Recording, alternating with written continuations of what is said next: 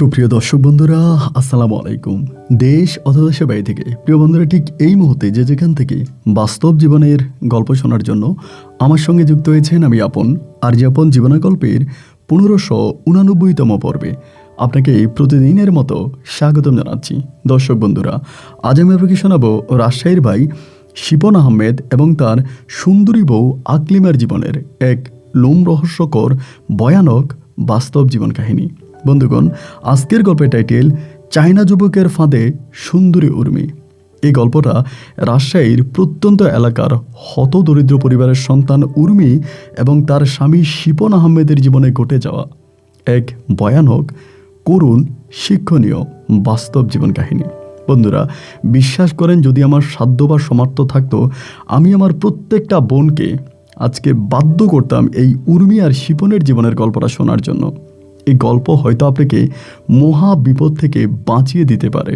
উর্মি এখনও বেঁচে আছে, তবে জিন্দা লাশ হয়ে কি হয়েছিল উর্মির জীবনে তা শুনলে রীতিমতো আপনার শরীরের পশম দাঁড়িয়ে যাবে। আপনি বিশ্বাস করতে পারবেন না যে এই সময়েও মানুষের সঙ্গে এমন ঘটনা ঘটতে পারে। তাই তো সবাইকে অনুরোধ করব, শুরু থেকে শেষ পর্যন্ত তাদেরই জীবনের গল্পটা মনোযোগ দিয়ে শুনবেন এবং এই গল্প থেকে যা শিখবেন তা মাথায় রাখবেন। প্রিয় বন্ধুরা, যারা আমার কিউবা হাভানার ভিডিও দেখেছেন তাদেরকে অনেক ধন্যবাদ, এবং খুব দ্রুতই নতুন ভিডিও আসছে হাভানাকে নিয়ে। পৃথিবীর এই অদ্ভুত দেশটা এখনও যারা দেখেননি তারা ভিডিওর এই বাটনে ক্লিক করে অবশ্যই দেখে নেবেন। ধন্যবাদ সবাইকে। সুপ্রিয় দর্শক বন্ধুরা, আসসালামু আলাইকুম।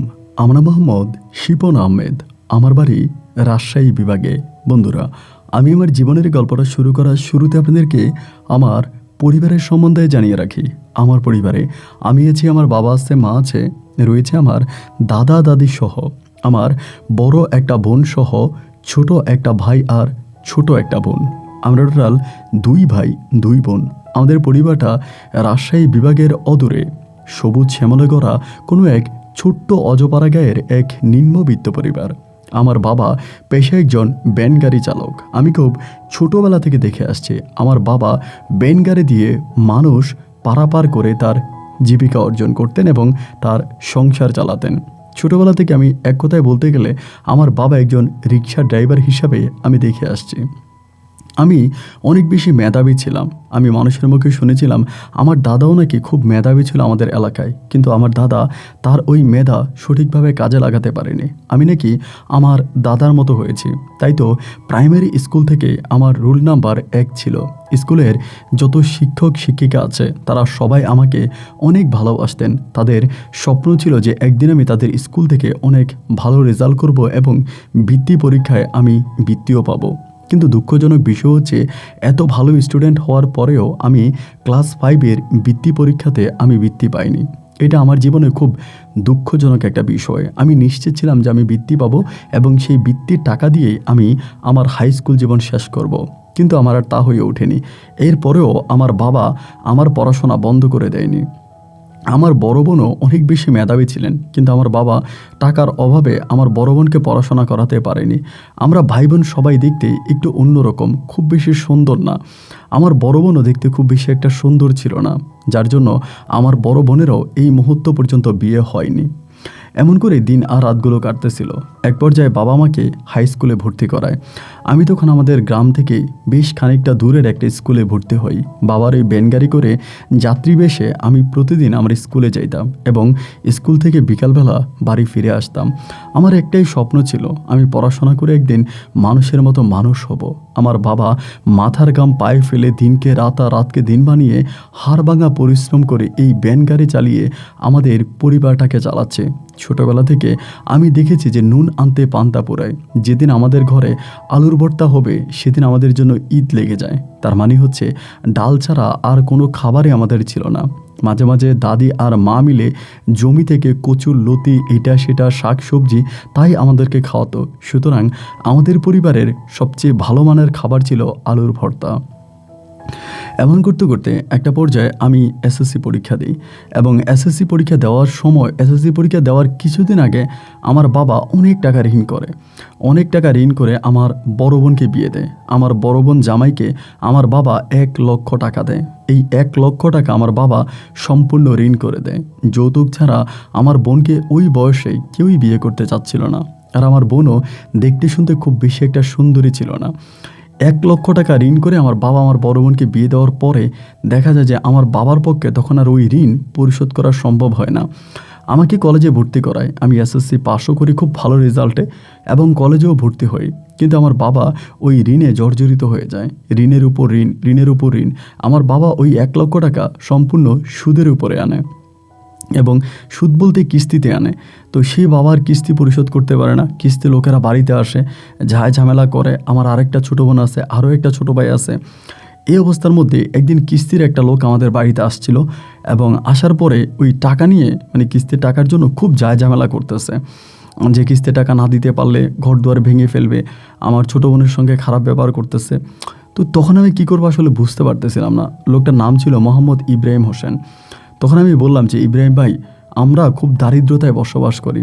আমার বাবা ভ্যান গাড়ি চালিয়ে যে টাকা পায় তা দিয়ে আসলে আমার 3 বেলা খাবার হয় না। এর মধ্যে আবার কিস্তির টাকা জোগানো আমার বাবার জন্য বেশ দায় হয়ে দাঁড়িয়েছে। ইব্রাহিম ভাই তখন বলতেছিল যে, তোমার মতো একটা ছেলে এসব কথা বলতে লজ্জা করে না? তুমি কিছু করতে পারো না? আমি তখন বললাম, ভাই, আমি সবেমাত্র কলেজে ভর্তি হয়েছি, এখন আমি কি করব বলেন? আর আমাদের এলাকাতে এত বেশি শিক্ষিত ছেলেমেয়েরা নাই যে আমার কাছে কেউ প্রাইভেট পড়বে। আমাদের এলাকাটা খুব অনুন্নত ছিল, স্কুলে খুব বেশি একটা মানুষ পড়াশোনা করতো না। সবাই ছোটোবেলা থেকেই কাজকামে বাড়িঘরে কাজকাম করতো বা কৃষিকাজ করতো।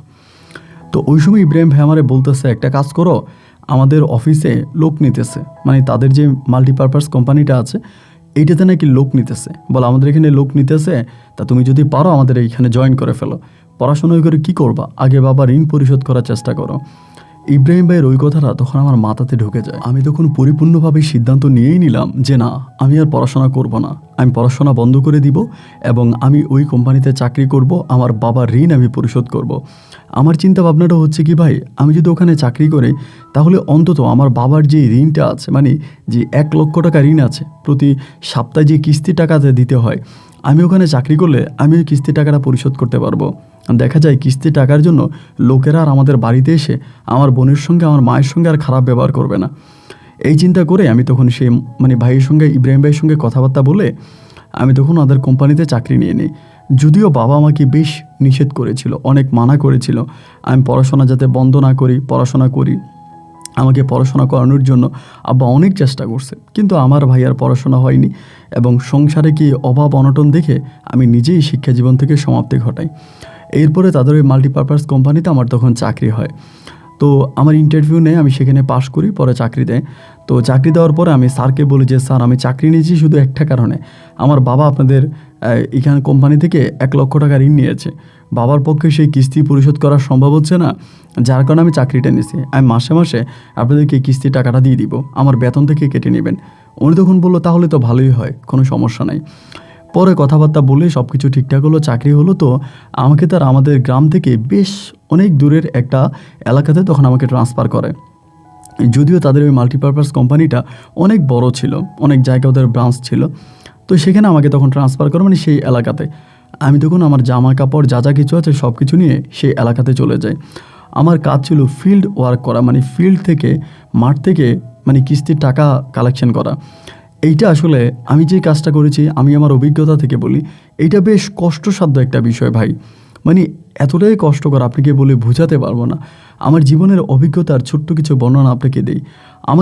আমি যখন কিস্তির টাকার জন্য যাইতাম, মানুষ কুকুরের সঙ্গে এতটা খারাপ ব্যবহার করতো না, আমার সঙ্গে যতটা খারাপ ব্যবহার করতো। আমাকে দেখলে ভাই মুখটা একেবারে কালো করে ফেলতো।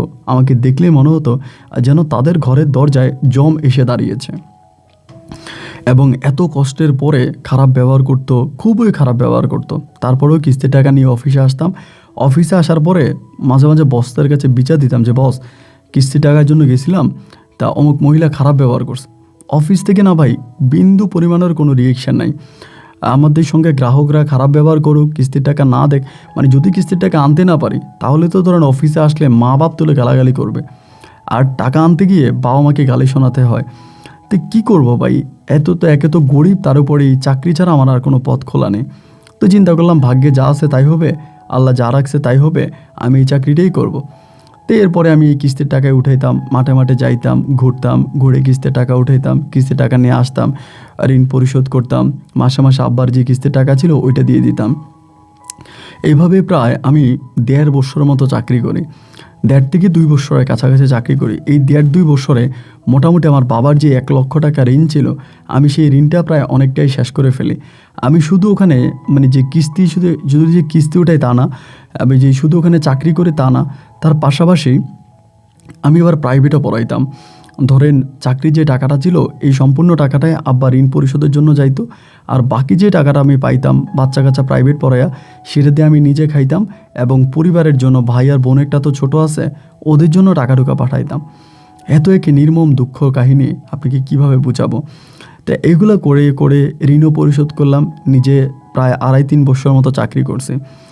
এরকম করেই সময়গুলো কাটতেছে। এভাবে দিন আর রাতগুলো কাটতে কাটতে একটা সময় আমাদের অফিস থেকে বেশ দূরের একটা মহিলাকে ঋণ দেওয়া হয়। মহিলাকে বেশি না, প্রায় 50,000 টাকার মতো তাকে ঋণ দেওয়া হয়। তো 50,000 টাকা মহিলা তখন ঋণ নিয়ে যায়। ঋণ নিয়ে যাওয়ার পরে, এবং এই মহিলাটা মানে মোটামুটি একটু খ্যাচড়া টাইপের মহিলা ছিল।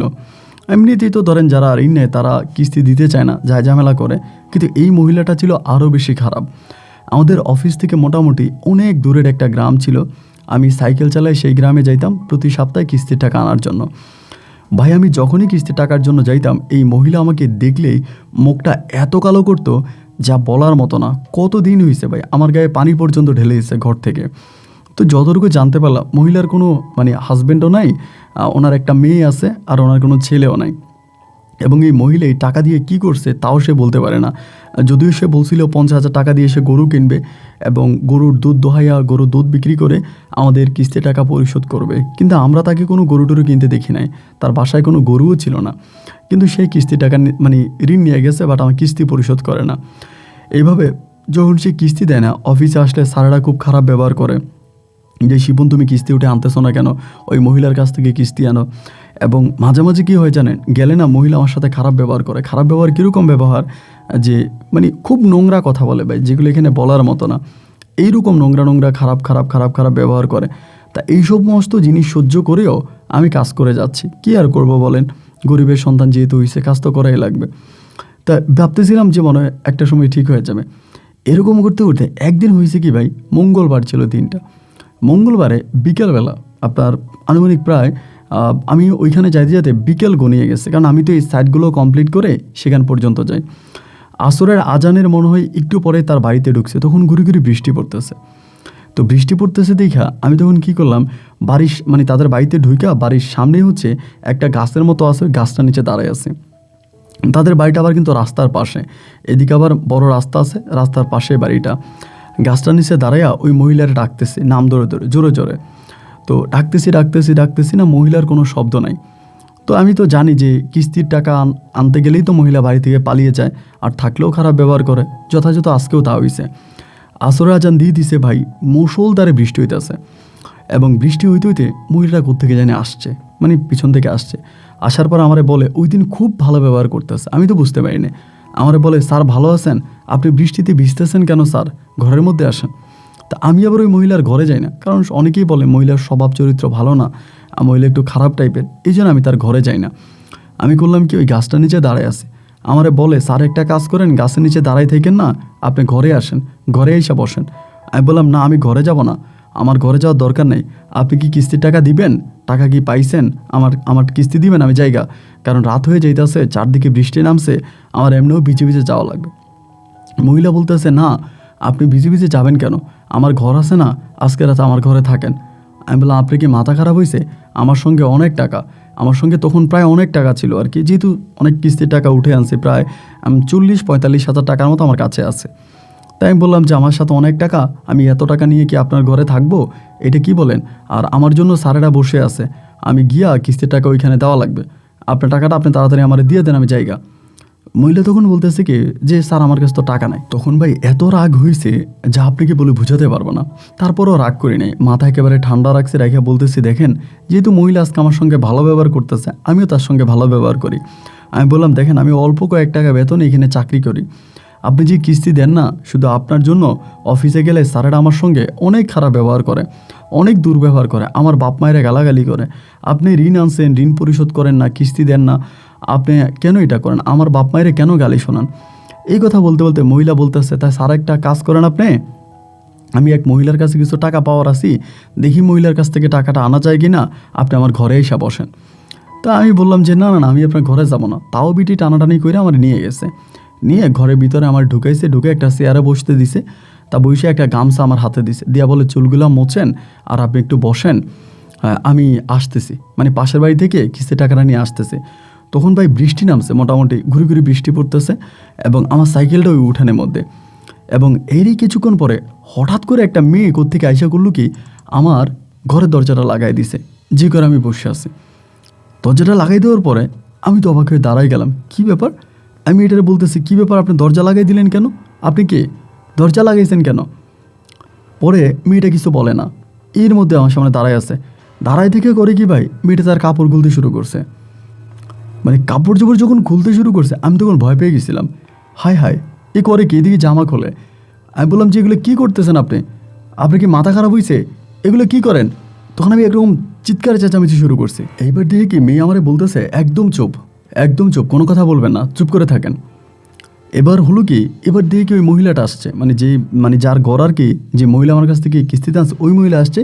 আইসা সে করছে কি জানালার পাশে দাঁড়াইছে, জানালাটা খোলা ছিল, জানালার পাশে দাঁড়ায় দাঁড়ায় বলতেছে যদি বাঁচতে চাও আমার মেয়ের হাতে তোমার যে টাকাগুলো আছে টাকাগুলো সব দিয়ে দাও, যদি না দাও পুরো গ্রামবাসীরা ডাকবো, এখন ডাইকা বলবো তুমি আমার মেয়ের ইজ্জত হনন করতে চাইছো, আমার মেয়ের সঙ্গে খারাপ করতে চাইছো, এটা বইলা তোমার মায়ের এখানে আলুর ভর্তা বানাই দিব, আর নাইলে তোমার কাছে যে টাকাগুলো আছে এই টাকাগুলো আমার মেয়েরই দিয়ে দাও, আমার মেয়েরই দিয়ে দাও, তাইলে আমি দরজা খুলবো। আমার মেয়ে ভিতর থেকে লাগাইছে, মেয়ের মা কিন্তু আবার বাইরে থেকে দরজা লাগাই দিছে, মানে দুই দিক থেকে কিন্তু দরজা লাগানো।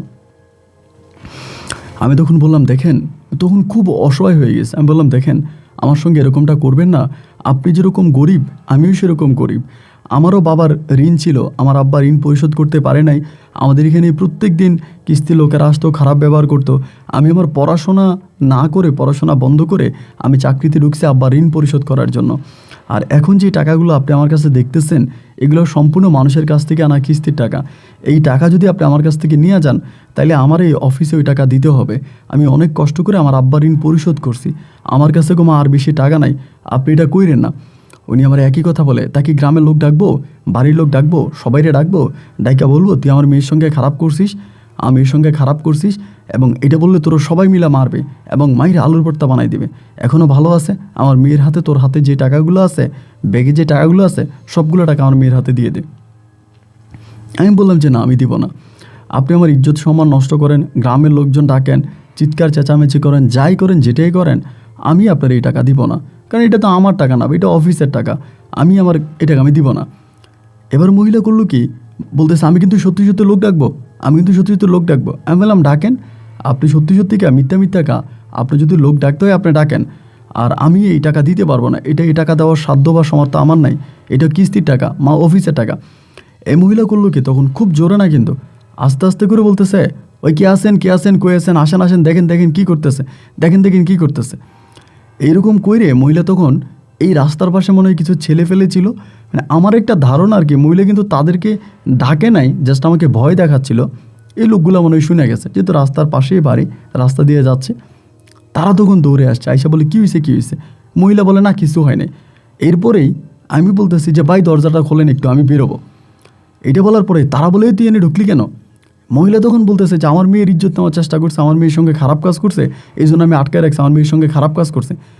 এবার করলো কি তারা দরজা খুললো, দরজা খুইলিয়ে ভাই আমার ওইখানে ধরে মায়ের, মানে আমার আর কোনো কিছু মানে ইয়ে করে নাই, এই মারতে মারতে চিৎকার চেঁচামেচি হইতেছে। তো এই যেহেতু রাস্তার পাশে বাড়ি, রাস্তা দিয়ে অনেক মানুষ যায় আসে, এরা সবাই তখন বাড়ির ভিতরে ঢুকছে, ঢুকে দেখতেছে এই ঘটনা, এবং সবাই বলতেছে কী হয়েছে। মেয়ের মা তখন সবার কাছে গিয়ে কান্নাকাটি করতেছে, হাতে পায়ে ধরতেছে, আমার মেয়েটারে একা ঘরে পাইয়ে এই লোকে ঝাপটাইয়া ধরছে, আমার মেয়ের সঙ্গে খারাপ কাজ করছে।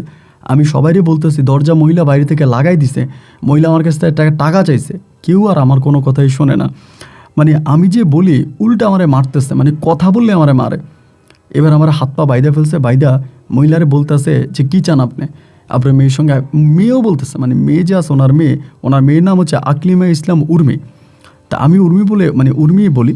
তা উর্মি বলতেছে কি যে উনি আমার সঙ্গে খারাপ কাজ করছে, আমার মায়ের জন্য আসছে। আমি যখন বলছি আম্মা ঘরে নেই এবং এখন কিস্তির টাকা দিতে পারবো না, উনি তখন বলে কিস্তির টাকা যেহেতু দিতে পারবো না তো তোমারে আজকে ভোগ করবো, তোমার কাছ থেকে কিস্তির টাকা উসুল করবো, আমার পকেট থেকে কিস্তির টাকা দিমু, তবে তোমার শরীরটারে ভোগ করবো। এইটা বলে সারা আমারে জড়ায় ধরছে, ধরে আমার সঙ্গে খারাপ কাজ করছে। আমি বলি ভাই দেখেন, আল্লাহ সাক্ষী আমি এই ধরনের কিচ্ছু করি, এটা পুরোই মিথ্যা কথা, আমারে ফাঁসাই দেওয়া হচ্ছে, মহিলা কিস্তির টাকা দেয় না এই জন্য। এবার আমার ওখানে বাইদা রাখছে, বাইদা রেখা আমার অফিসে খবর দিছে পরে অফিস থেকে একজন স্যার আসছে হুন্ডা নিয়ে, আইসা স্যার আমার কাছ থেকে ব্যাগ নিয়ে গেছে, ব্যাগে যে টাকা ছিল টাকা নিয়ে গেছে। টাকা নিয়ে স্যার বলতেছে যে দেখেন, এটা তো আমরা চাকরি দিছি, আমাদের অফিসে চাকরি করে, এখন খারাপ কিছু যেহেতু করেই ফেলছে তাহলে আপনারা সামাজিকভাবে যেভাবে পারেন এভাবেই তখন বিচার আচার করেন। এই কথা বলে স্যার তখন করলো কি টাকার ব্যাগটা নিয়ে আস্তের উপরে কাইটা গেছে। তা স্যার চলে গেছে, পরে আমারে তারা বাঁধতেছে। মহিলার মেয়ের মায়েরে বলতেছে যে আপনি কী চান। মেয়ের মা বলে কি জানেন, সবার সামনে বলে যে আমি ওনার কিস্তি দিতে পারবো না, উনি যেন আমার কাছে আর কিস্তি টাকার জন্য না আসে, এই কথাই বলে। তাই ওখানে একজন মুরব্বী ছিল, মুরব্বী বলে যেহেতু আপনার মেয়ের সঙ্গে এই লোকের খারাপ কাজ হয়ে গেছে তাহলে এই লোকের কাছে আপনার মেয়ের বিয়ে দিয়ে দেন। এই মহিলা বলতেছে না না না না না, আমি ওনার কাছে আমার মেয়ের বিয়ে দেবো না, সে আমাকে মানে তার মেয়ের বিয়ে দেবে না, আর মেয়েও বিয়ে বসতে রাজি নেই। তো এই মুরব্বীটা একটু চালাক ছিল, তো এই মুরব্বীটা বলতেছে যে বিয়ে দেওয়াই লাগবে, কারণ যেহেতু খারাপ কাজ করে ফেলছে। আমার বলে তুমি বিয়ে করতে রাজি আছো, মেয়েও দেখতে শুনতে ভালো। আমি বলছি আমি রাজি, তোরা মামি আমার সঙ্গে কি করবে আমি দেখবো। আমি বললাম আমি রাজি। এবার করলো কি, আমার বাপ মায়ের খবর দিল, তা আমার সারাটা রাত ওখানে বাইদা রাখছে, মানে পুরো রাত আমার বাইদা রাখছে, এলাকার লোকজন চেয়ারম্যান মেম্বার মিলে, মানে একটা এলাহি কাণ্ড। আমার মারে তখন আমার বাড়ির একটা লোক তখন আসছে, আমার আব্বা আম্মা কেউ আসে নাই, একটা লোক বাড়ির একটা লোকের তখন পাঠাইছে। ওই লোক আইসা বলতেছে যে কী ঘটনা। আমি তখন বলছি, তাই রাত দিনের 11টা কি 11:30টার দিকে তখন আমার আব্বা আম্মাও আসছে। আইসা তখন আমার আব্বা আম্মাও বলতেছে যে ঠিক আছে, যেহেতু এরকম একটা ঘটনা ঘটেই গেছে, তা আমার ছেলে যদি বিয়ে করতে রাজি আছে তা বিয়ে করাই দেন। এবার বিয়ে করাই দিচ্ছে। বিয়ে করাই দেওয়ার পরে আমি তখন কী করলাম, তারে নিয়ে ওই দিনে একদম মানে খুব সুন্দরভাবে বিয়ে শাদী হয়েছে, আমি বউ নিয়ে বাড়িতে আসছি। আমার চাকরি কিন্তু মোটামুটি প্রায় চলে গেছে, যেখানে চাকরি করতাম ওইখানে চাকরি তখনই, মানে এই ঘটনার পরে চাকরি আর নাই। বাড়িতে আসছি, আসার পরে তখন আমার বাসর ঘর, মেয়ের মা কিন্তু আসে নাই, মেয়ের বাড়ি থেকে 2টা বুড়ি মহিলা আর কয়েকটা ছেলে আসছে মানে মেয়ের সঙ্গে। আসার পরে রাতের বেলা আমাদের বাসর ঘর। তা বাসর ঘরে ঢোকার পরে আমি বললাম যে উর্মি, এটা তুমি কি করলা, আমার সঙ্গে কেন এটা করলা? ও বলে আমার মা শিখিয়ে দিছে, আমার মা আমারে শিখিয়ে দিছে, আমি কি করব?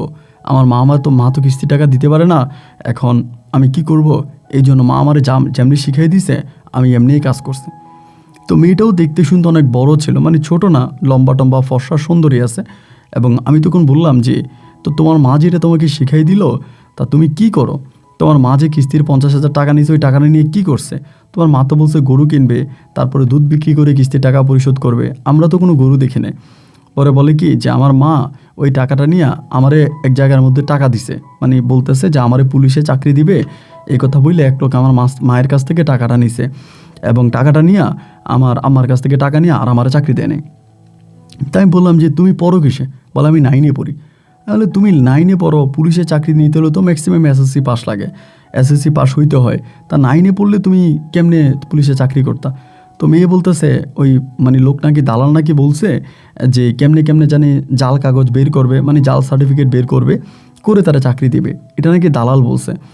পরে বলে যে দালাল তো এমনি আমার আম্মারে বলছে, যার জন্য আমার আম্মা এইভাবে কাজ করছে। আমি তখন বললাম হাই রে বোকা মানুষ, শেষ পর্যন্ত আমার কাঁধে আসলা, আমারে ফাঁসাই দিলা।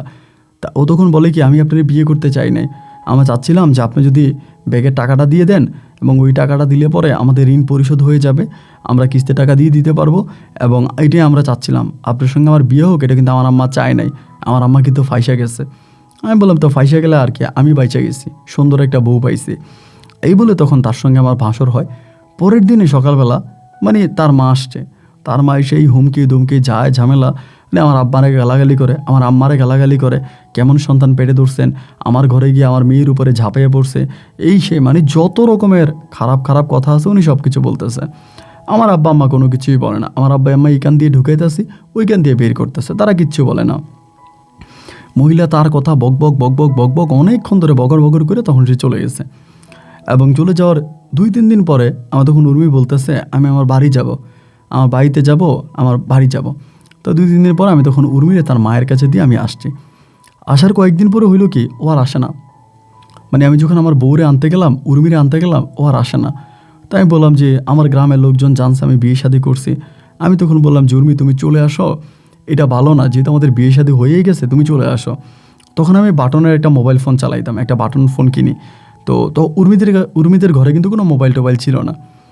তাই আমি বললাম যে তুমি চলে আসো, ওরে বারবার বলতেছে ও না, ও আসবে না। আমারে বলে আমি আপনার সংসার করবো না, আমার আপনারা ভালো লাগে না। আমি আগেই বলেছিলাম আমি আসলে দেখতে শুনতে খুব বেশি একটা ভালো ছিলাম না, মানে চেহারা টেহারা খুব বেশি একটা ভালো না, অনেকটা খাটো ছিলাম এবং চেহারা অনেকটা মানে কালোই ছিল। তো বলে আমার আপনার পছন্দ হয় না, আমি আপনার সঙ্গে সংসার করব না। অনেক বুঝাইলাম শোনাইলাম, না ও আসবে না আসবে না আসবে না। লোকজন নিয়ে গেলাম, এলাকার লোকজন নিয়ে গেছি, এবং আমার সঙ্গে কাবিনের যে টাকা আছে সে কাবিনের টাকাও চায় না। আমারে বলতেছে যে আপনি আমার কাছে যে টাকা কাবিনের যে টাকা আছে ওই টাকাও আপনি দেওয়া লাগবে না, আমি আপনার সংসার করব না। মানে খুব যায় ঝামেলা, সে আসবেই না। আমার আব্বা আম্মাও তখন বলতেছে যে মেয়ে যদি স্বেচ্ছায় না আসতে চায় তাহলে আর কি করার, তুই একটা কাজ কর, আমরা তোর অন্যত্রে বিয়ে করাবো। আমি আমার আব্বা আম্মারে বললাম যে না, আমার আর বিয়ে শাদীর দরকার নাই, বিয়ে তো একটা করলাম, যেমনি হোক যেভাবেই হোক তো বিয়ে তো করছি, ও তো আর আসে নাই, তা ও যেহেতু আসে নাই তাহলে আপাতত আমার আর বিয়ের দরকার নাই। এটা বলে আমি তখন এটা ওখানেই সমাপ্তি করলাম। সমাপ্তি করে পরে আমার আব্বা বলতেছে তা এখন তো সংসারের অবস্থা খারাপ, তা কেমনি কি করবি, সংসার কেমনে চলবো। তখনও কিন্তু আমার ছোট ভাই আর ছোট বোন পরিবার স্টিল আছে, বোনটার বিয়ে দিতে পারি নাই, ভাইটাও তখন বেকার, টোটো করে ঘুরে বেড়ায় এখানে সেখানে, জাটুকিটাকে কাজ পায় করে, এই 2 টাকা পরিবারে দিলে দিল, না দিলে না বাকি টাকা সিগারেটের পিছনে উড়িয়ে দেয়। এমন করে সময়গুলো কাটতে কাটতে কাটতে কাটতে পরে আমাদের এলাকারই আরেকটা লোকের মাধ্যমে তখন ঢাকায় একটা চাকরি পাই। একটা রেস্টুরেন্টে চাকরি, আমাকে বলছিল যে ম্যানেজারের চাকরি। তো ম্যানেজারের কথা বলাতে আমিও বেশ খুশি হলাম, আনন্দের সঙ্গে তখন আমি সেই চাকরিতে জয়েন করার জন্য চলে গেলাম। আমি আর উর্মির কোনো খোঁজখবর নিলাম না, উর্মি তার বাড়িতেই রয়ে গেল। ঢাকাতে যাওয়ার পরে আমারে বলছে ম্যানেজারের চাকরি, কিন্তু যায় দেখি ওয়েটারের চাকরি, একটা বাংলা হোটেল, খাবার ডেলিভারি করা বা খাবার সাপ্লাই করা। এমন এই কাজ তো ভাই আমি পারি না, কখনো করি নাই। হোটেলের কাজের কিন্তু ভাই অভিজ্ঞতা লাগে, আপনি হোটেলের কাজ কিন্তু ধরেই করতে পারবেন না, অনেক কিছু শিকার আছে, বাটি ধরা, প্লেট ধরা, খাবার সাপ্লাই করা, মানে খাবার সার্ভ করা, মানে মোটামুটি অনেক কিছু শিখার আছে। আমি তো ভাই আর মানে এত কিছু বুঝি না বা পারিও না। তাই দেখা যায় এই দিক থেকে সেদিক থেকে বিভিন্ন দিক থেকে এই লোকেরা খারাপ ব্যবহার করে, খাবার দিতে লেট হইতাছে, দেরি হইতাছে, এই সেই কথাবার্তা। তারপরও দুঃখ কষ্ট মাঝে করে যাচ্ছে, তা কী করবো ভাই, তাও তো করে যাইতেছে। এইভাবে প্রায় মাস দেড়েকের মতো আমি হোটেলে চাকরি করি। মাস দেড়েক পরে একদিন হলো কি, দিনের বেলায় দুপুরবেলা তখন কাস্টমারের প্রচুর ভিড়, আমার মোবাইলে তখন একটা কল আসছে। তো ভিড়ের মধ্যে আমি তখন কলটা ধরছি, ধরার পরে বলতেছে যে আমি উর্মি। তাই আমি বললাম আমি তো এখন কাজ করতেছি, আমি ঘন্টা 2 পরে কল দিতেছি, তুমি রাখো। তো রাইখে দিয়া কাজটা শেষ করে দুপুরে খাইয়া 3টার দিকে তারা কল দিলাম। আমি তখনও হোটেলে কল দিছি, পরে ও কল ধরছে। আমি তখন বললাম যে তুমি এই কেন ফোন করছো বা ঘটনা কি? তে আমারে বলতেছে আপনি আমারে নিয়ে যান। আমি যে কেন নিয়ে যাব, তুমি তো চলেই গেছো, আমার সংসার করবা না, আমার সঙ্গে থাকবা না, তুমি সোজা সাপটাভাবে বলেই দিছো, তো এখন আবার এমন করতেছো কেন? না না না, আমার আর তোমার দরকার নাই, তুমি যেখানে আছো সেখানে ভালো থাকো, এবং আমি আর মানে পারবো না, প্রয়োজন নেই।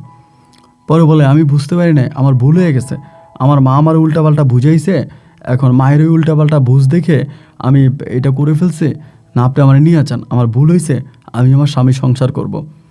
তাই আমি বললাম কি সত্যিই করবা না উল্টাপাল্টা বলতেছো?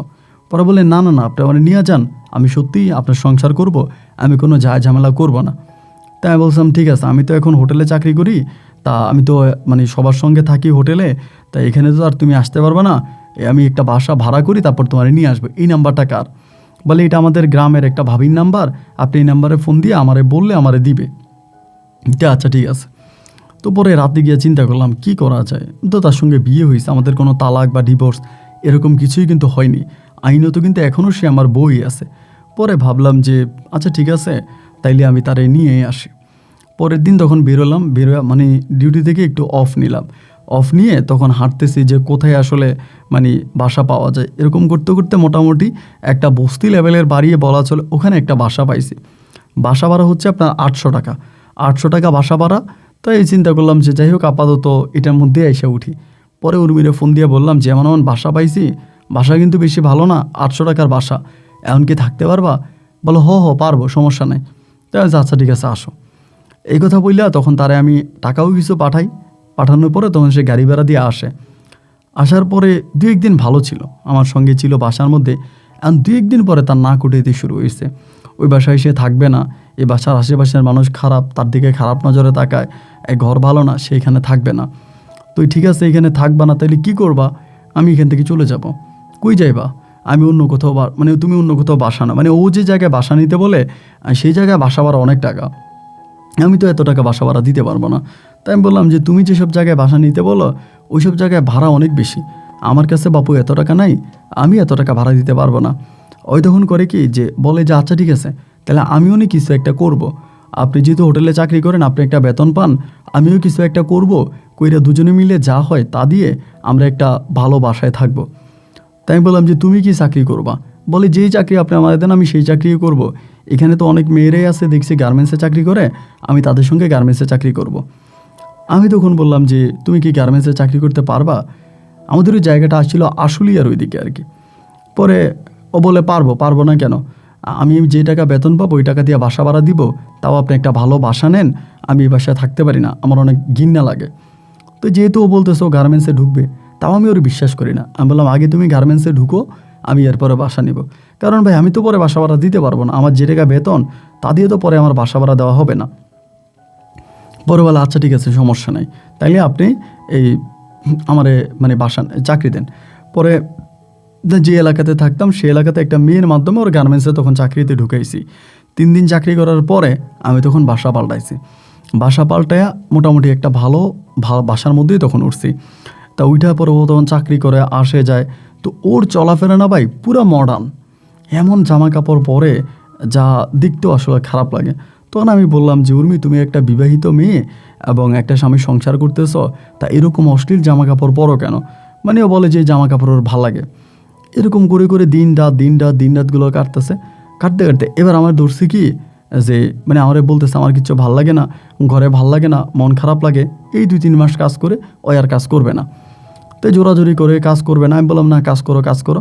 এরই মাঝে হঠাৎ করে বলতেছে কি যে আমি চায়না চলে যাব। হঠাৎ করে মানে 2-3 মাস কাজ করার পরে আমি চায়না চলে যাব। কি বলো তুমি চায়না চলে যাবো? তা চায়নাতে তোমার কি আছে? আর চায়না কি যাওয়া সহজ কথা? ওইখানে কেন যাবা? পরে বলে আমি ওইখানে একটা কোম্পানিতে কাজ পাইছি, আমি সেই কোম্পানিতে চলে যাব। আমি তো তখন একটু অবাক হয়ে গেলাম, কি বলে চায়নার কোন কোম্পানিতে কাজ পাইছে ওই কোম্পানিতে চলে যাবে? তাই আমি বললাম চায়না তোমার কি আছে, কে তোমার কাজ দিছে? পরে বলে আমরা যে কারখানায় কাজ করি সে কারখানায় একটা চায়নার ছেলে আছে, যার নাম হচ্ছে জেনের সঙ্গে আমার কথা হয়েছে, ওর বাড়ি চায়না, ও বলছে আমাকে চায়নাতে একটা কাজ দেবে। তখন আমি বললাম জুরমি তুমি কি পাগল হইছো? জেন আবার কে, আর ওখানে চায়না কোম্পানি কোথায়? পরে বলে আমি তোমার সঙ্গে পরিচয় করাই দিব, ও আবার বাংলাও বলতে পারে। তা কী রে ভাই, এমন কোন চায়নার লোক আবার বাংলাও বলতে পারে? আমি তখন বুঝতে পারলাম না। আমি যদি না তোমার এসবের দরকার নাই, তোমার যদি কাজ করতে খারাপ লাগে, তখন কিন্তু আমার মোটামুটি বেতন ভালো ছিল, 12 টাকায় বেতন পাইতাম। আমি যে তোমার যদি কাজ করতে খারাপ লাগে, ভালো না লাগে, তাহলে তোমার কাজে যাওয়ার দরকার নেই, তুমি বাসায় থাকো, রান্নাবান্না করো, সংসার করো, আমার এখন বেতনটা একটু ভালো আছে, আমরা চলতে পারবো। ওই তখন আমারে বলতেছে কি যে না আমি এরকম কিছু করব না, আমি জেনের সঙ্গে কথা বলছি, ওই আমারে চায়না নিয়ে যাবে, আমি চায়নায় গিয়ে চাকরি করব। তো আমি তখন চিন্তা করছি আমার বউ যেহেতু দেখতে শুনতে একটু সুন্দরী আছে, তাইলে সম্ভবত কোনো খারাপ লোকের থাপ্পড়ে পড়ছে বা কিছু একটা। পরে আমি বললাম আচ্ছা ঠিক আছে সমস্যা নাই, আমি তোমার জেনের সঙ্গে কথা বলবো, এই তোমার কেমন জেন আমি একটু দেখব, সমস্যা নাই, আমার একটু দেখাও তো চলো। এইটা বলার পরেই ও তখন করছে কি আমারে বলে যে না আমাকে দেখাবে না, মানে খুব যায় ঝামেলা টামেলা করতেছে, আমাকে দেখাবে না। পরে আমার আচ্ছা ঠিক আছে সমস্যা না, আমার যেহেতু দেখাইবে না তা আমার আর দেখার দরকারও নাই, তুমি আমারে দেখাও না। কয়েকদিন পরে সে আবারও পাগলামি শুরু করছে, সে জেনের সঙ্গে চলে যাবে এই সেই। এবার আমি বলছি যে না রে ভাই আমি একটু দেখবোই তোমার জেন আসলে কেমন জেন, এটা আমি দেখি। পরে আমার ওই কারখানাটা নিয়ে গেছে, নিয়ে যাওয়ার পরে দেখলাম যে হ্যাঁ একটা চায়না ছেলে এবং ও চায়না কোম্পানিতে ওইখানে আছে এবং ভালো পর্যায়ে আছে। তো আমারে বলতেছে, ছেলেটা আবার বাংলা বলতে পারে, যেহেতু বহু বছর ধরে বাংলাদেশে আছে, তো মোটামুটি একটু একটু বাংলা বলতে পারে। পরে বলতেছে যে আমার বউর সঙ্গে তার ভালো ফ্রেন্ডশিপ হয়েছে, ওখানে বাঙালি অনেক মেয়েরাই আছে, ওই কোম্পানিতে কাজ দিবে, আমার বউকে নিয়ে যাবে, ভালো টাকা বেতন পাবে, ও যাবে না, ও পাঠাই দিবে, এই সে আমারে বলতেছে। পরে আমি বললাম যে কী বলে এইসব কথাবার্তা, এবং আমি আর বউরে বলতেছি যে তুমি না একটা খারাপ পাদে পড়ে গেছো, লোকটারে ভালো মনে হয় না, আর তুমি চিনো না জানো না, একটা মেয়ে মানুষ চায়নাতে চলে যাবা, তোমারে বিক্রি করে দিবে, খারাপ জায়গায় বিক্রি করে দিবে, তা তুমি এটা কইরো না। না না ভাই, ও আর আমার কোনো কথাই শুনতেছে না, এই তুমি পাঠাইলে পাঠাইবা, না পাঠাইলে নাই, আমি একাই চলে যাব, এই সেই যায় ঝামেলা, খুব ঝামেলা করতেছে। তো বাড়িতে ওর মা আছে, আমি ওর মায়েরে ফোন দিছি, ওর মা উল্টা ওর পক্ষে, আমার মেয়ে যা করতে চায়, যেটা করতে চায় সেটাই করতে দাও, আমার মেয়েরে বাধা দিও না, এত তদারকি করো না, এত খারাপই করো না, আমার মেয়ে যা করতে চায় তাই করতে দাও। মানে ওর মা আরও এক কদম এগিয়ে, মানে মেয়ে যা করে মা তাতেই সাপোর্ট দিচ্ছে, মানে ওরা কোনো কিছুতে বাধা দিতেছে না। তো আমি দেখলাম যে কি, আমি না বিপদে পড়ে গেলাম, যে না ও আমার কোনো কথাই শোনে না, আমার কোনো কথাই মানে না, ও চায়না চলেই যাবে, এ লোকের সঙ্গে ওর এই উঠা বসা এটা সেটা। রাগারাগি করে হলো কি, আমি আর বাসায় আসি না, 2 দিন পর্যন্ত বাসায় আসি নাই, হোটেলে চাকরি করছি, হোটেলেই ঘুমাইছি। 2 দিনে কি ও আমার একটা ফোনও দেয় নাই, 2 দিনে আমার নাম্বারে কোনো কল টল দেয় নাই। তা 2 দিনে যখন কল দেয় নাই, এবার আমি 2 দিন পর ওর নাম্বার, ওর আবার মোবাইল ছিল, ওর ফোনে কল দিলাম, যে ওর নাম্বার বন্ধ। কিরে নাম্বার বন্ধ কেন? নাম্বার বন্ধ থাকার পরে আমি তখন ঘরে আসছি 2 দিন পরে, আইসা দেখি যে আমার ঘরে তালা মারা। তো যে মেয়েটার সঙ্গে ও গার্মেন্টসে চাকরি করতো, ওই মেয়েটা বলতেছে যে ও তো চলে গেছে জেনের সঙ্গে চায়না, মানে মাত্র 2 দিন। তা 2 দিনের ভিতরে ও পাসপোর্ট কবে করলো, চায়নায় কবে গেল, মানে পাসপোর্ট করা লাগে, ভিসা লাগে, এটা তো এত সহজ কথা না। তারপরে বলতেছে যে ও জেনের সঙ্গে চলে গেছে, কই জানি চলে গেছে, ও চায়নায় চলে যাবে, আর আপনার সংসার করবে না। মনের ভিতরে রাগ উঠে গেছে, দূর, ওর জন্য তো কম করি নাই, এত কষ্ট করলাম, এত যন্ত্রণা সহ্য করলাম, এবং সবশেষ এখনও এরকমটা করতেছে আমার সঙ্গে, তা আমার কি আর করা, না আমি আর, ও যা বলতেছে তাই করতেছে, ও করুকা, আমি আর ওর কোনো খবর নেব না। তো এই করে করে এখানে চাকরি করতেছি, আবার হোটেলে চাকরি করি, ওর কোনো খবর টবর নেই না। এদিক দিয়ে ওর মা আমার এবার ফোন দিয়ে পাগল বানাই দিতেছে, এই শিপন, তোমার কাছে আমার মেয়ের বিয়ে দিছি, আমার মেয়ে কই গেছে না গেছে, তুমি আমার মেয়ের কোনো খোঁজ খবর রাখো না, আমার মেয়ে কই গেছে আমার সন্ধান দাও। আমি বললাম, আমি তো আপনার আগেই বলছি যে আপনার মেয়ে একটা খারাপ ছেলের ফাঁদে পড়ছে, আর চাইনিজ ছেলের ফাঁদে পড়ছে, ওই চাইনিজ ছেলে আপনার মেয়ের চায়না নিয়ে চলে গেছে, আর আপনার সঙ্গে যোগাযোগ নাই। বলে না, আমার মেয়ে, আমার সঙ্গে কোনো যোগাযোগ নাই, এতদিন হয়ে গেল, আমার মেয়ে কই গেছে, এই সময় কান্নাকাটি শুরু করছে। কান্নাকাটি করে পরে উনি আমার বাসায় চলে আসছে, আমরা যে বাসায় থাকতাম ঢাকায়, ওই বাসায় চলে আসছে। আইসা বলে, কোন কোম্পানির কোন ছেলের সঙ্গে আমার মেয়ে পালাইছে, ওই কোম্পানিতে যাবো চলো। তা আমি তখন আমার শাশুড়ি নিয়ে ওই কোম্পানিতে গেছি। কোম্পানিতে যাওয়ার পর একটা বাঙালি সিকিউরিটি গার্ড ছিল, এই সিকিউরিটি গার্ডের আমি তখন বললাম যে ভাই দেখেন, এমন এমন ঘটনা, আমার বউ পালাইছে এবং একটা চাইনিজ লোকের সঙ্গে, আপনাদের এখানে নাম হচ্ছে জেন, এবং জেনের সঙ্গে পালাইছে। তা এই লোকটা তখন আমার সিকিউরিটি গার্ডটা বলতেছে যে ভাই, এটা আপনি কী বলেন, এখানে তো মানে চায়নার যে, মানে আপনি যে চাইনিজের কথা বলেন, এ তো চাইনিজ তো আছে মাত্র 2-3 জন, না ওরা তো কোনো বাঙালির সঙ্গে কথা বলে না, এবং কথা বলেও না, এবং তারা মানে গেটের বাইরে যায়ও না। কি আপনার বউর সঙ্গে প্রেম হয়েছে, টেম হয়েছে, এগুলো কী বলেন, এখানে তো চায়না লোক কয়েকজন, তারা তো সবাই আছে, তারা তো কেউ চায়নাতে যায় না। তাই আমি বললাম যে না রে ভাই, আমার বউরি নিয়ে এখানে একটা চায়না ছেলে পালাইছে, বলে নামটা কি বললেন? আমি বললাম নামটা, বললাম যে জেন। তো জেন বলার পরে তারা তখন ভিতরে ঢুকছে, ঢুইকা অনেকক্ষণ পরে বেরিয়ে আসছে। বেরিয়ে এসে লোকটার বাড়ি ছিল গোপালগঞ্জ, দারোয়ান তখন আমার বলে, ভাই আপনার বাড়ি কই? যে ভাই আমার বাড়ি রাজশাহী। বলে ভাই, আপনি জেন নামের যে ছেলের কথা বলতেছেন, ছেলেটা কি দেখতে এরকম? আমি তখন একটা ছবি দেখায়। আমি বলি হ্যাঁ হ্যাঁ হ্যাঁ, এই ছেলে। বলে ওর বাড়ি তো চায়না না। তো যে ওর বাড়ি কই? বলে ওর বাড়ি বান্দরবন।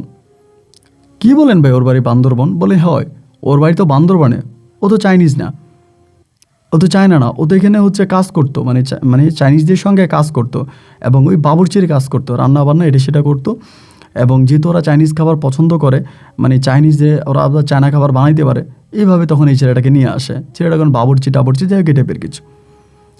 আমি তখন বললাম এই ছেলের সঙ্গে আমার বউ পালাইছে। পরে বলে তা ও তো নাই, ও আজকে কয়েকদিন ধরে ও নাই, ও গ্রামে চলে গেছে। পরে বললাম যে ওর গ্রামের বাড়ি কোথায়, ওর গ্রামের বাড়ি ঠিকানা দেন। পরে তাদের কাছ থেকে ওর গ্রামের বাড়ি ঠিকানা নিলাম। গ্রামের বাড়ি ঠিকানা নেওয়ার পরে মানে অনেক দূরে, বান্দরবনের এক গহীন পাহাড়ে ওর বাড়ি। ওইখানে তখন আমরা গেলাম, যাওয়ার পরে ওর কোনো সন্ধান পাওয়া যাইতেছে না। ওর বাড়িতে পর্যন্ত গেলাম, ওখানকার যে আর্মি আছে, আর্মির সহযোগিতা নিলাম। আর্মিরে বললাম যে এমন এমন ঘটনা, আমার বউরে নিয়ে পালাইছে, এসব বলছি। পরে আর্মিরা সহ ভিতরে ঢুকছি একদম গহীন পাহাড়ে। ভিতরে ঢুকার পরে সেখানে তার বাড়ি ঘরে গেলাম। যাওয়ার পর জানতে পারলাম সেও বহু মাস ধরে বাড়িতে আসে না, বাড়ির সঙ্গে তার কোনো যোগাযোগ নাই। তো কিরে, বাড়ির সঙ্গেও কোনো যোগাযোগ নাই, তাহলে ও কই গেল? আর ওরে খুঁজে পাই না। আমার বউ মানে আমার শাশুড়ি তখন থানা পুলিশ থেকে শুরু করে যাদের যাদের জানানো দরকার উপরে মহলের সবাইরে জানাইতেছে, তার মেয়েরে পাওয়া যাইতেছে না। যে কোম্পানিতে কাজ করছে ওই কোম্পানির লোকজনদেরকেও বলতেছিলাম যে এমন এমন ঘটনা, আমার বউরে পাওয়া যায় না। তারাও তাদের মতো করে চেষ্টা চালাইতেছে, কিন্তু কোনোভাবেই জেনের আর কোনো সন্ধান পাওয়া যাইতেছে না। ওর নাম হচ্ছে জেন চাকমা। এবং কই চলে গেছে, কোথায় চলে গেছে, আর কোনো সন্ধান নাই।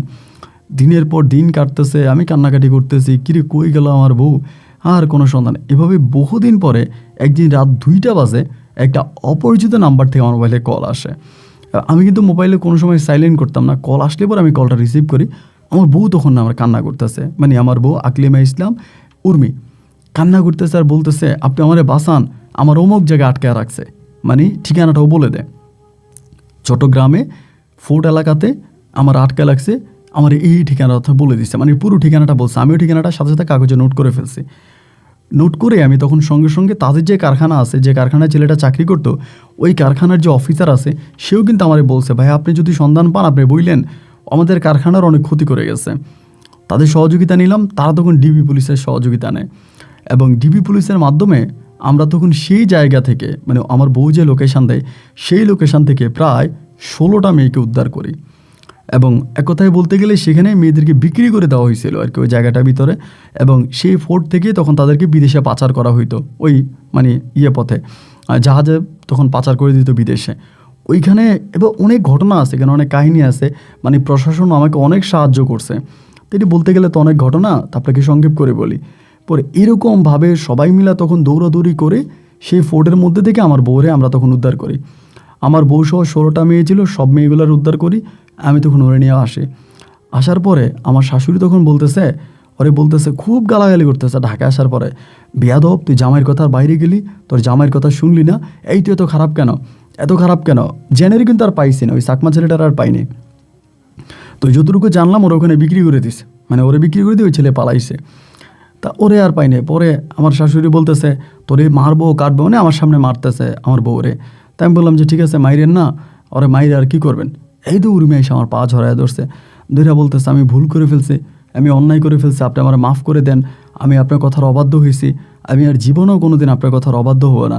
আপনি যা করতে বলেন আমি তাই করব, আপনি যেদিকে চাইতে পারেন আমি সেদিকেই যাব, আপনি আমার মাফ করে দেন, আমি আপনার পায়ে ধরতেছি, মানে আমার হাতে পায়ে ধরায় কান্নাকাটি করে, মানে এরকম একটা অবস্থা আর কি।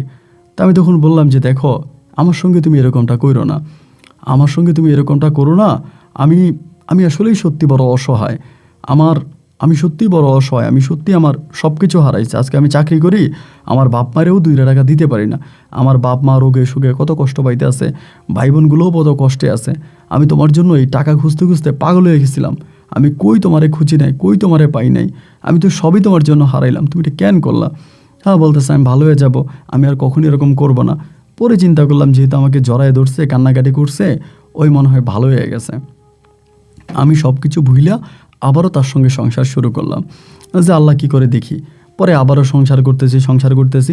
এইভাবে একটা সময় তখন প্রেগনেন্ট হয়। ওই সময় কিন্তু খুব ভালো, আর কোনো ঝামেলা করে না, কোনো খারাপই করে না, আমার সঙ্গে বেশ ভালোভাবেই আছে।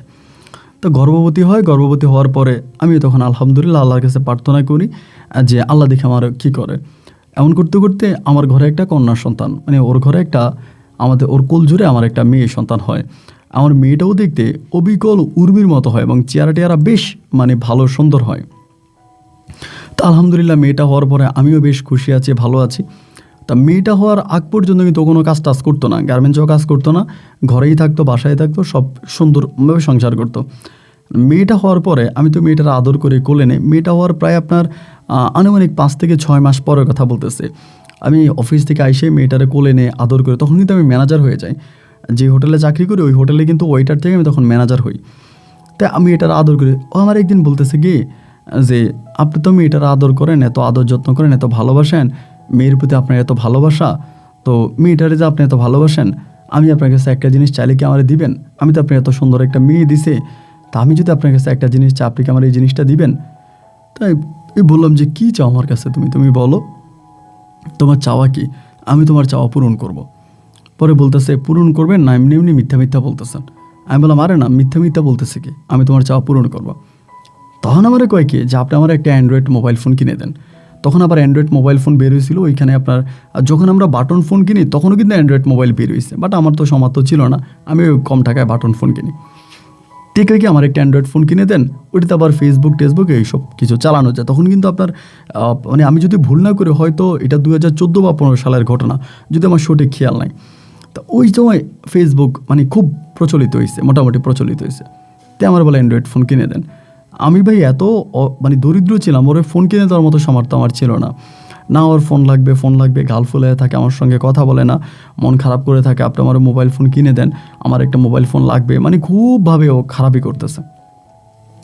তাই দিব বলে ঘুরাইতেছি, না ও খুব ঝামেলা করে। এবার করলাম কি, আমি যে অফিসে চাকরি করি সে অফিসের বসেরে ধরলাম, মানে অফিস বলতে ওই হোটেলের আর কি, হোটেলের মালিকেরে ধরলাম, ধরে বললাম যে স্যার এই ঘটনা, আমার তো একটা মোবাইল ফোন লাগে এমন, এখন আপনি আমার মাসে মাসে আমার বেতন থেকে কাইটেন আমার একটা মোবাইল ফোনের টাকা দেন। তো স্যারের হাতেই তখন একটা মোবাইল ফোন ছিল, বেশ ভালোই। স্যার আমারও আমি তো এটা বিক্রি করবো, তাই এটা কিনে নিয়ে তাইলে তুই। তা আমি তখন স্যারের কাছ থেকে অ্যান্ড্রয়েড মোবাইল ফোনটা কিনি, একদম বড় মোটা মোবাইলগুলো, মোটাগুলো। তাই কিনলাম, কিনা বলতেছি যে উনি আমার নামে তখন এই টাকাটা লিখে রাখলো এবং এটা মাসে মাসে আমার বেতন থেকে কাটবে। তাই আমি মোবাইল ফোনটা নিয়ে আমার বউয়ের হাতে দিলাম। ভাই ও বেশ খুশি, এত খুশি যা বলার মতো না। এই মোবাইল টিপে মোবাইলের মধ্যে থাকে, মানে সারাক্ষণ ওর মতো করে আসছে। আমি তো ওই গার্মেন্টসে ভাই চাকরি বাকরি করতেছি, চলতেছি, এইভাবে প্রায় 1.5 বছর কেটে যায়। 1.5 বছরে কিন্তু ও কোথাও চাকরিতে ঢুকে নাই, কোনো গার্মেন্টসেও যায় নাই, কোনো কাজেও ঢুকে নেয়। ওই ঘরের মধ্যে আমার মেয়েটারে লালন পালন করে, মেয়েটারে বড় করে। আর ও কোনো চাকরি বাকরি করুক সেটাও আমি চাই না, আমার দরকার নেই ভাই। আমি নুন দিয়া ভাত খাই, আমার কোনো দুঃখ নেই, তা আমি আমার পরিবারের শান্তি চাই। দেখলাম যে না, শান্তি যেহেতু আছে তো শান্তিতে থাক, আমি আর কিছু বললাম না। এরপরে হইল কি ভাই, এইভাবে 1.5 বছর পরে এক নতুন কাহিনী। সারাক্ষণ মোবাইলের দিকে তাকায় থাকে, হাত থেকে একটা সেকেন্ডের জন্য মোবাইল ফোনটা মানে রাখে না। এই মোবাইলের মধ্যে দেখেটা কি দেখে, এরকম করতে করতে হঠাৎ করে একদিন আমি দেখি কি ওই মানে মেসেঞ্জার বা এরকম কিছুতেই কোন একজনের সাথে কথা বলতেছে, মানে মেসেজ করে খুব হাসাহাসি করে। ওই কিন্তু আবার ইংরেজি বেশ ভালো বুঝতো, মানে ওই যে ক্লাস 9 পর্যন্ত পড়ছে না, ওর কিন্তু মেধা বেশ ভালো ছিল, ইংরেজি লিখতে পারতো, আবার ইংরেজিও লেখা বুঝতো, মানে মেসেজ টেসেজ ভালোই লিখতো, ভালোই বুঝে যেত আর কি, ইংলিশও ভালোই বুঝে। এই করতে করতে ভাই একটা সময় আমি জানতে পারলাম ও আরেকটা চাইনিজ লোকের সঙ্গে এই কেমনে ফেসবুকে পরিচয় হয়ে গেছে। লোকটার নাম ছিল জিয়াং নামের এক চাইনিজ লোকের সঙ্গে ওই কেমনে পরিচয় হয়েছে। হওয়ার পরে ওই চাইনিজের সঙ্গেও কথা বলে, মেসেজ করে, এটা সেটা। আমি ওরা একদিন জিজ্ঞেস করলাম, আমি যে কোনো একজন থার্ড পার্টির মাধ্যমে বিষয়টা জানতে পারছি যে এরকম ঘটনা, ওই আরেকটা চাইনিজ লোকের সঙ্গে কথা বলে। পরে আমি বললাম যে উর্মি, এই ঘটনা, তুমি কোন চাইনিজের সঙ্গে কথা বলো, তুমি কি আবারও কোনো প্রতারণার ফাঁদে পা দিছ, তুমি কি আবার কোনো কিছু করতেছো? বলে না, তোমার এগুলো কে বলছে? আমি বললাম যে আমি এমন খবর পাইছি যে তুমি আবারও কোনো চাইনিজ লোকের সঙ্গে কথা বলতেছো। না, ও শিকার যায় না। তা বেশ কয়েকদিন পরে ওই তখন নিচ থেকে বলতেছে, আগে তো আমি একটা প্রতারণার ফাঁদে পড়ছি, এখন কিন্তু আর প্রতারণা না, এখন আমি সত্যি একটা চাইনিজ লোকের সঙ্গে কথা বলি, এবং দেখো লোকটা চায়নাতে থাকে, আমাকে ছবি পাঠাইছে, এটা সেটা, তাই সব কিছু আমাকে দেখাইছে। দেখানোর পরে আমি তখন দেখলাম যে হ্যাঁ, ঘটনা সত্যি। পরে আমি বললাম যে দেখো উর্মি, তুমি তো একবার খারাপই করছো বা একবার ঝামেলায় পড়ছো, এগুলোর মধ্যে আর পা দিও না, আমাদের দরকার নাই চায়না এগুলোর দরকার নাই, আমরা দেশে বেশ ভালোই আছি। আমি একটা হোটেলের ম্যানেজার, ভালো টাকা বেতন পাই, এই টাকা দিয়ে আমরা বেশ আরামায়েশেই চলতেছি, তা তোমার এইসবের কোনো দরকার নাই, তুমি এগুলো কইরো না। পরে আমারে বলতেছে কি যে না, এবং উনি অনেক ভালো, দেখো আমার সঙ্গে অনেক ভালো ফ্রেন্ডলি কথাবার্তা বলে, সে মানে যত মানে কথাবার্তা আছে। আমি বললাম যে না, এগুলো কইরো না, আমার কোনো কথাই শোনে না। আবার আগের মতো মানে ওই একবার জেনের কথা শুনে যা করছে, জেন চাকমার কথা শুনে একইভাবে এখন জিয়াংয়ের কথাও সেরকমই করতেছে, এবং না আবার আগের মতো একদম আগে যেমন ছিল এমন। এবার হইলো কি ভাই, আমি ওর মায়ের ফোন দিলাম, ওর মায়েরে বললাম যে আপনার মেয়ে তো এরকম করতেছে। ওর মা আবার সে আগের মতো, একবার মেয়েরে না পাইয়া যে পাগলামি করছে, কান্নাকাটি করছে, আমার হাতে পায়ে ধরছে মেয়ের লাগে, এইগুলো সব ভুলে গেছে। এখন বলতেছে আমার মেয়ে একটা কিছু করতে গেলে তুমি বাধা দাও কেন, এবং আমার মেয়েরে বাধা দাও কেন, আমার মেয়ে তোমার সংসার করবে না। এইটা সেটা করে উনি এই যায় ঝামেলা করে তখন করলো কি, ওনার মেয়েরই নিয়ে উনি এখান থেকে চলে গেছে। মানে উনি একদিন আসছে ঢাকাতে, আইসা উর্মি কিন্তু আমার সঙ্গে খুব ঝামেলা করতো, আমার গায়ে হাত তুলতো, আমারে মারতো, খুব খারাপ আচার আচরণ করতো, করে একটা সময় মানে ও আমার সঙ্গে থাকবে না আর কি, আমার মেয়েটারে নিয়ে তখন চলে গেছে রাজশাহীতে। রাজশাহীতে চলে গেছে, যেদিন ও চলে যায় আমি সেদিনও তাকে বারবার বুঝাইছি, উর্মি তুমি আর কোনো প্রতারণার ফাঁদে পা দিও না, তুমি একটা সহজ সরল বোকা মেয়ে, তোমার যে যেমনি পারতেছে এমনি ইউজ করতেছে, তুমি একবার গিয়ে একটা খারাপ জায়গায় পড়ছো, এখন আরেকটা খারাপ জায়গায় পড়তে যাচ্ছ, তুমি উর্মি এগুলো করো না, তুমি প্লিজ এগুলো করো না, তুমি আমার সন্তানের মা, আমি তোমাকে অনুরোধ করে বলতেছি। না না না, ও আর আমার কোনো কথাই শোনে না, আমার কথাই শোনে না। এবং একটা পর্যায়ে তখন করলো কি, ঠিক চলে গেছে, মানে রাজশাহীতে চলে গেছে। রাজশাহীতে চলে যাওয়ার কিছুদিন পরেই আমি জানতে পারলাম যে ও রাজশাহী থেকে ওই জিয়াংয়ের সঙ্গে কথাবার্তা বলে কেমনে কেমনে ওর মা ওরে পাসপোর্ট করাইছে, এবং সম্পূর্ণ ওর মাই কিন্তু ওরে পাঠাই দিয়েছে। পাসপোর্ট টাসপোর্ট করে এই লোকের দেখেও নাই, লোকে দেশে আসেও নাই, চিনে না, ফেসবুকে পরিচয়। আরে মা কী করছে, ওরে কেমনে পাঠাই দিয়েছে, তো ওর মা যে ওরে পাঠাইছে তখন ওদের গ্রামেরই কোনো একটা লোকের সহযোগিতায় পাঠাইছে, এবং ওদের গ্রামের অনেক লোক কি চায়নাতে থাকে না, চায়নার সাথে কি সম্পর্ক আছে, সেই লোকের সঙ্গে তখন ওরা পাঠাই দিছে।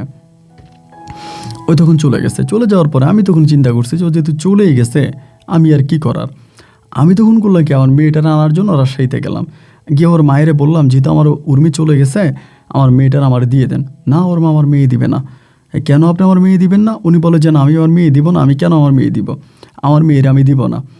এইরকম করে ধরেন আপনার দিন রাতগুলো কাটতেছে, কাটতে কাটতে কাটতে কাটতে এখানে প্রায় আপনার 8 থেকে 9 মাসের মতো কেটে গেছে। 8-9 মাসের মতো আমি চাকরি বাকরি করি। 8-9 মাস পরে হয়েছে কি, একদিন হঠাৎ করে আমার বাসায় ওর মা আসছে আমার মেয়েটারে নিয়ে। এই 8-9 মাস পর্যন্ত কিন্তু আমি ওদের সঙ্গে মানে উর্মির মায়ের সঙ্গে কোনো যোগাযোগ রাখি নাই, কোনো কথা বলি নাই, যেহেতু উনি আমার মেয়েও দিবে না, আমার বউরও বিদেশে পাঠাইছে, আমার দরকার নাই। 8-9 মাস পর আমার বাসায় আসছে, আইসা মানে খুব চুপচাপ বসে আছে, মনটা বেশ খারাপ দেখে বোঝা যাচ্ছে। পরে আমি বললাম যে কি ব্যাপার, আপনার মনে তো খারাপ কেন, কী হয়েছে? পরে কান্না করতেছে, কান্না করে করে বলতেছে যে তোমার কাছে কি 1,05,000 টাকা হবে, এমনিই বলে। তা আমি বললাম যে আমারে বিক্রি করলে 1,05,000 টাকা হবে, এগুলো আপনি কী বলতেছেন, এত টাকা আমি কই পাবো, আর কেনই বা আপনি এত টাকা চাইতেছেন? পরে বলে বাবা রে, আমি তো বিপদে পড়ছি, একটা বিপদ থেকে রক্ষা হইতে হইব। তাই আমি বললাম যে কোন বিপদ থেকে রক্ষা হইতে হবে, কী হয়েছে আপনি আমারে বলেন। পরে বলে আমার মেয়ের তো কিসমত খারাপ, কপাল খারাপ, যেই ঢালে হাত দেয় ওই ডালটাই ভেঙে যায়, আমার মেয়ের কপালে তো কোনো শান্তি নেই, সুখ নেই, আমার মেয়েটা একটা বিপদে পড়ছে, আর মেয়েটারে বাঁচাইতে হবে। শুনে না ভাই আমার কলিজাটা কাঁপতেছে, যে আমার বউ তো, এই যে কী হয়েছে, কী বিপদে পড়ছে যে বলেন তো আমারে। পরে বলে ও চায়নাতে বিপদে পড়ছে, ওরে চায়না থেকে রক্ষা করে আনা লাগবো, আমার 5 লাখ টাকা লাগবো। এই কথা বলে ওর মা তখন হাউমা করে কান্না শুরু করছে। ওকে যে ভিটামাটি ছিল ওইটাও কিন্তু ওর মা বিক্রি করে দিছে। ওর মা টাকা যে কী করে ওর মায়ে ভালো জানে, ওই ভিটামাটিও বিক্রি করছে, আরেকজনের বাড়িতে তখন থাকতেছে, নিজের বাড়িটাও নাই। পরে আমি বললাম যে চায়না তো কী বিপদে পড়ছে আমারে বলেন না। বলে না, আমি বিপদের কথা বলতে পারবো না, তবে 1,05,000 টাকা হলে আমার মেয়েটার আমি রক্ষা করে আনতে পারবো, নাইলে আমার মেয়েটা ওই দেশে মারা যাবে। আমি তখন বললাম যে আপনারা এগুলো আমার সঙ্গে কী শুরু করছেন, মানে আমার সঙ্গে এগুলো কেন করতেছেন? তাই চিন্তা করছি যে মানুষটা তো বিপদে পড়ছে, এখন এই বিপদের মধ্যে তারা আমি গালাগালি করে তো লাভ নাই। তাই বললাম যে কী হয়েছে আমারে বলেন না। ওর মা কোনো কিছুই বলবে না, ওর মায়ের কথা হচ্ছে 5 লাখ টাকা হইলে ওনার মেয়ের উনি বাঁচাইতে পারবে, আর তা না হলে ওনার মেয়েটা মারা যাবে। এরকম করার পরে আমি কোত্থেকে টাকা দেবো, আমার কাছে তো টাকা নাই। আমি তো কথাবার্তা বলুন, তো আমি বললাম যে আমার কাছে এত টাকা নাই, আপনি চলে যান। পরে চলে গেছে। যাওয়ার পরে মনটার আর বুঝাইতে পারি না, হায় হায় রে, আমার তো বউ কী যে করলো, কোথায় চলে গেছে, আমার কাছে কিন্তু অত টাকা নাই। আমি তার কয়েকদিন পর আবার রাজশাহীতে গেছি। যাওয়ার পরে ওর মা ওরে ফোন দিছে, কেমনে কেমনে কোন নাম্বার থেকে ফোন দিছে, ওর মায়ের কাছেও খুব কান্নাকাটি করতেছে যে আমারে বাঁচাও, আমারে নিয়ে যাও, আমার এই করতেছে সেই করতেছে। আমি তখন ওর মায়েরে বললাম যে আমরা আইনের আশ্রয় নিই, যেহেতু সরকার আছে, আইন আছে, প্রশাসন আছে, আমরা তাদের আশ্রয় নিই। না, ওর মা বলতেছে না না না না, এরকম প্রশাসনের আশ্রয় নেওয়া যাবে না, আমার মেয়েটারে নিলে মেরে ফেলবে, আমার মেয়েটারে বাঁচাইতে হবে। আমি কোনো প্রশাসনের আশ্রয় নিব না, আমি কোনো পুলিশকে জানাবো না, কোনো আইন শৃঙ্খলা বাহিনীকে আমি জানাবো না, আমি যেভাবেই পারি আমার মেয়ের আমি রক্ষা করবো, তুমি কাউরে জানাও না। তা ও কোনোভাবেই হচ্ছে না, উনি কথা শুনতে রাজি। আমি কোনো উর্মির সঙ্গে কথা বলছি, আমি দেখলাম ওর উপরে এমন সব নির্যাতন হইতেছে যেগুলো আসলে এখানে বলাটা মানে বলতে পারবো না আর কি, এক কথা বলতে গেলে। আমি তখন বাড়িতে গেছি, ছুটিটা বাড়িতে গেছি। বাড়িতে যাইয়া টাকার জন্য ব্যবস্থা করলাম, মানে ব্যবস্থা করতেছি না, কোথাও টাকা পাইতেছি না। আমার ছোটো ভাইটার আব্বা একটা ব্যবসা ধরাই দিছে, জমি জামা বিক্রি টিক্রি করে ছোটো ভাইটা ব্যবসা করে। ছোটো বোনটার এক বাড়ির মধ্যে বিয়ে দিছে, ঘর জামাই বিয়ে দিছে, এবং ওরা বাড়ির মধ্যে আব্বা আম্মা দেখাশোনা করে। আমি তো পরিবারে কোনো টাকা দেই না, একে তো পরিবারে টাকা দেই না, এখন আমি পরিবার থেকে টাকা কিভাবে পাবো? আমার টাকা তো তারা দিবে না, কেউ আমার তখন টাকা দেয় না।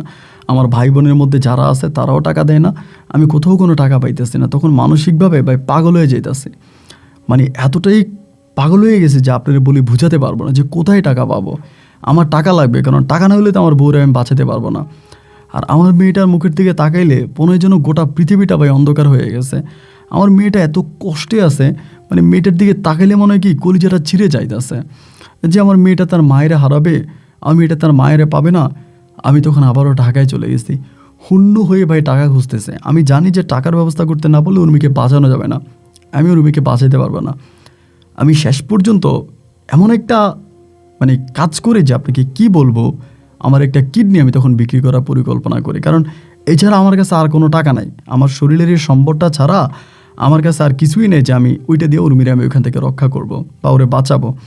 শুধু আমার মেয়েটার মুখের দিকে তাকায়, আমার বাচ্চাটার মুখের দিকে তাকায়া আমি তখন এই কিডনি বিক্রি করার পরিকল্পনা করলাম, এবং কিডনি বিক্রি করলাম। কিডনি বিক্রি করে এই কিডনি বিক্রির টাকা আমি ওর মায়েরে দিলাম।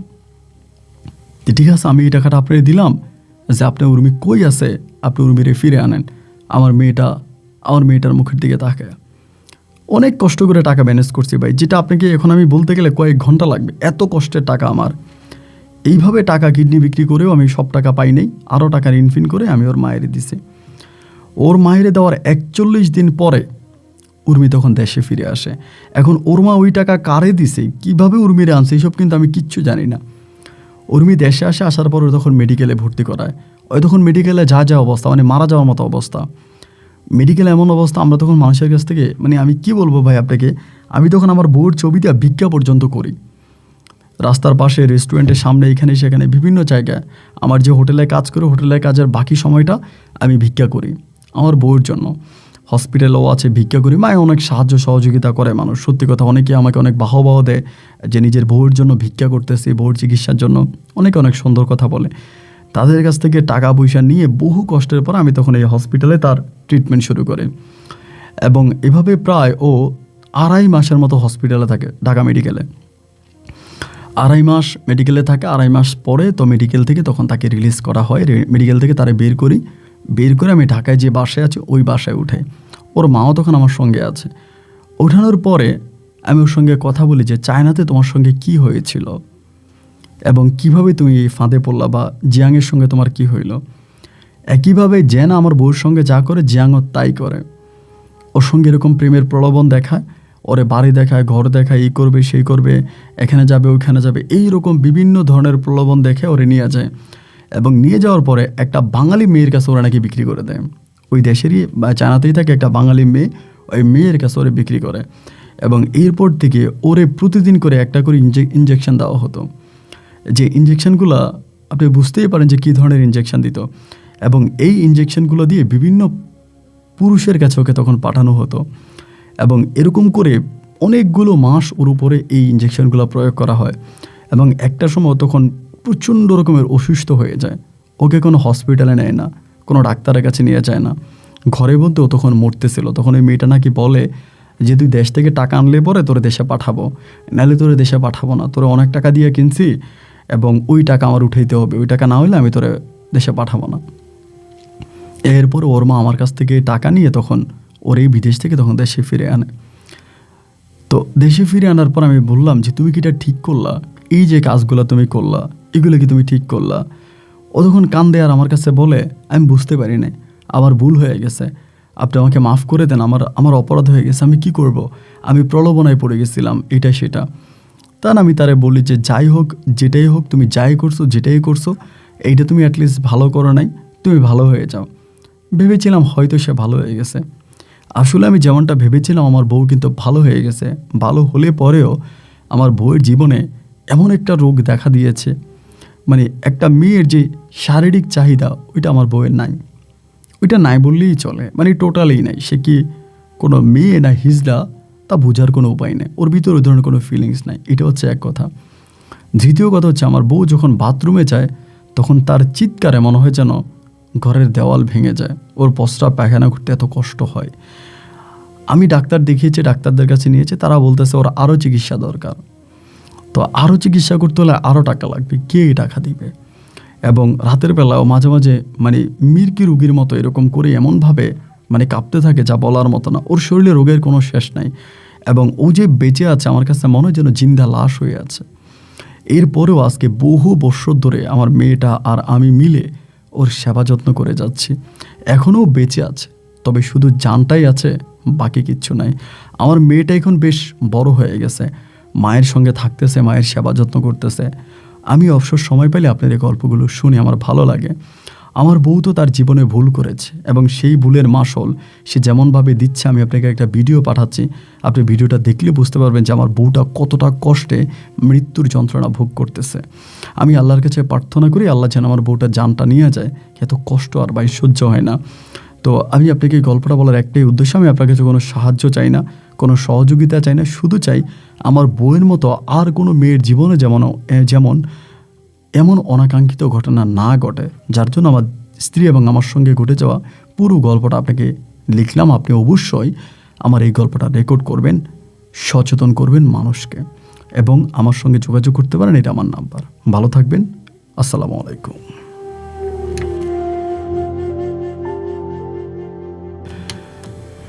প্রিয় বন্ধুরা, সবাইকে অনেক বেশি ধন্যবাদ এ পর্যন্ত আমার সঙ্গে থেকে রাজশাহীর ভাই শিপন আহমেদ এবং আকলিমা ইসলাম উর্মির জীবনের এই হৃদয় বিদারক করুণ বাস্তব গল্পটা শোনার জন্য। দেখেন, এরকম ঘটনা একটা নয়, অহরহর ঘটে। আর আরেকটি ইম্পর্টেন্ট কথা বলে রাখি, আমি কিন্তু এই গল্পের মাঝে অনেক কিছু স্কিপ করেছি, মানে প্রায় 50% আমি আসলে বলি নাই। না বলার কারণ হচ্ছে ওই 50% এই ইউটিউবের প্ল্যাটফর্মে বলার মতো না, কথাগুলো এতটাই নোংরা বা ইউটিউবের মানানসই ছিল না, তাই জন্য আপনাদেরকে বলিনি এবং বোঝানোর চেষ্টা করছি বিভিন্ন ইঙ্গিতে। যদি আপনারা না বুঝে থাকেন ইমেল করবেন, আমি চেষ্টা করবো, বা কমেন্ট করবেন, আমি চেষ্টা করবো উত্তর দেওয়ার জন্য। আমি গত কয়েকদিন আগে আরেকটা মেয়ের গল্প পেয়েছিলাম, তাও ঠিক মেয়েটা বাংলাদেশি এবং সে রাজধানী ঢাকাতে থাকে।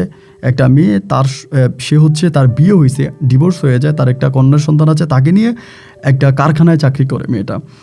একজন বাইক চালক যারা রাইড করে আর কি, বাইক চালিয়ে টাকা ইনকাম করে, ওই রাইডারের সঙ্গে তার একটা সম্পর্ক হয়। সম্পর্ক হওয়ার পরে ওই রাইডার তাকে বিক্রি করে দেয় এমন একটা জায়গায়, এবং ওই মেয়ের গল্পটাও চোখে জল এনে দেওয়ার মতো।